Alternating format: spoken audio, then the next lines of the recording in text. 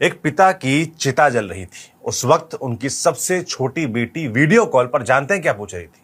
और कितना टाइम लगेगा? अभी और कितना टाइम लगेगा? सोचिए, जिसने पूरी जिंदगी अपने बच्चों के लिए वक्त निकाला, उसके आखिरी सफर के लिए भी किसी के पास वक्त नहीं था। ये कहानी किसी बेसहारा आदमी की नहीं है।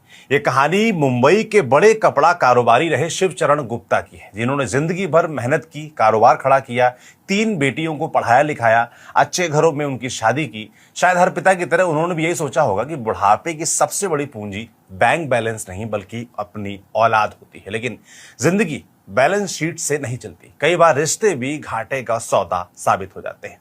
कारोबार में नुकसान हुआ, हालात बदले और अपने भी बदल गए।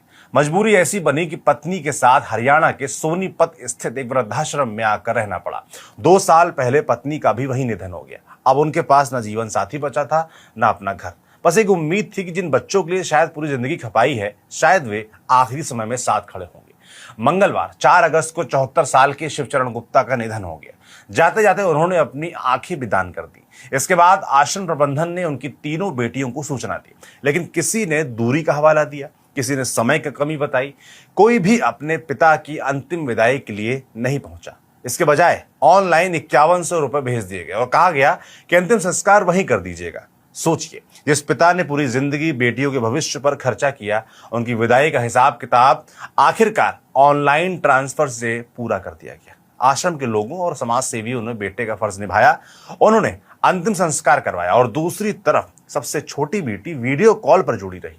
उसने जलती चिता देखी और पूछा, अच्छे से हो गया ना? वीडियो भेज देना। और कितना टाइम लगेगा?